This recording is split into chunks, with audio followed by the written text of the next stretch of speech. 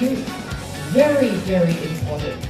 We cannot be grateful for everything, but in every moment there's always something to be grateful for. And I kind of just, I cheered, you know, even though it was just the semi-finals, but for me, it meant everything to me. And I've been to 2 Olympics, and this was Southeast Asian Games, so it's a relatively smaller competition.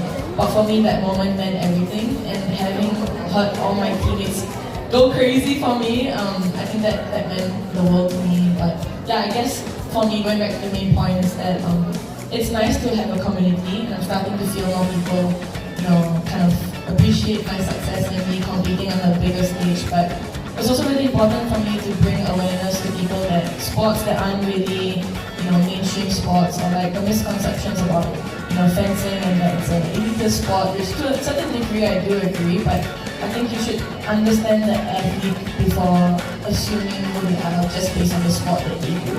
Because I have a crazy story, that's for another time. But everybody deals with struggles differently. History, and if you don't also Strava stat, would you even run? Well, I will have to mention, I wanted him to bring all of the Strava stats here because I thought it was a great way to showcase how you can be sort of inspirational like Natalie and aspirational like Ben. Because I feel like this guy can do it, anyone can. Well, that's your tagline, no? Like if sure, yeah, I'll change my Instagram bio. Yeah. Yeah, but I would love to have us think about, you know, wellness moving from performing to something that is very intrinsic. You know, that wellness for you can look like 1,000 kilometers, an Olympic, athlete, or it can look like showing up today. It can look like resting. It can look like being humble to your feelings. I think that's the beauty of wellness.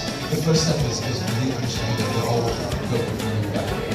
And that was my joy. It's like, okay, I'm not going to be classes right now, but it's going to transform everything. The how, I just did not know the why. I spent a good part of my youth and my young adulthood being really dialed in because it was told to me. When I suddenly entered an industry that was almost unquantifiable. Really, but I guess what we do as, you know, people who are in the entertainment or, you know, artistic industries, if you're a performer or a host, how do you quantify, you know, success besides the paycheck, obviously, besides social media, never mind social media. But I think it was like, I was so in my head about success and identity, my place, my relevancy, just general stuff. Again, the crushing pressure of Singapore society and the competitiveness. We get to anybody. And we also do say this among artists, you know, like, it's happy artists make really bad songs. So, you know, almost being tortured is you know, sort of an asset. And I don't know, I think I had tremendous fun, I still have tremendous fun doing it. But I hit, you know, a certain point. As casual as that, and he was like, okay, you're going to raise some money, and I'm like, yeah, and I thought I could do it self-supported, clearly not, because I probably would have ended up dead on the side of a Malaysian highway or kidnapped. So I think, you know, having a family that supports me, and my parents have been to 2 of them, has meant everything, and I think the broader community. So for me, when I'm in those really down times, it's about remembering why I'm doing this. I always remind myself that I'm not going to the Olympics, that I'm not saving lives. I am making the choice to be here.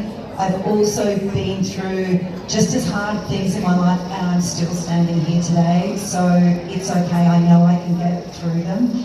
And it's remembering, you know, the bigger part of it. And for me, I think the true transformation was, yes, it's me running, yes, I get to do these things, but now it's about how my running impacts others, how I can bring awareness to different charities, how I can help children around Asia, and all of a sudden it's something bigger than yourself, so you have to keep that in mind. And I go through 1,000 dark times a day. I question life choices. When I'm running these long runs, I listen to nothing, so I'm in my head 100% of the time, good and bad.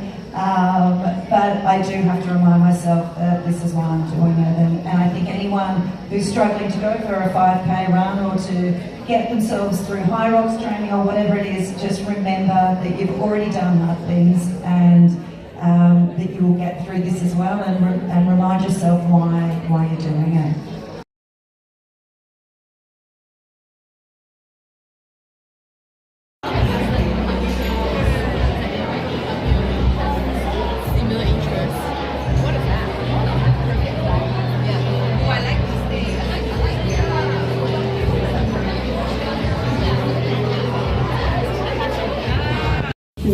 Through the upper body.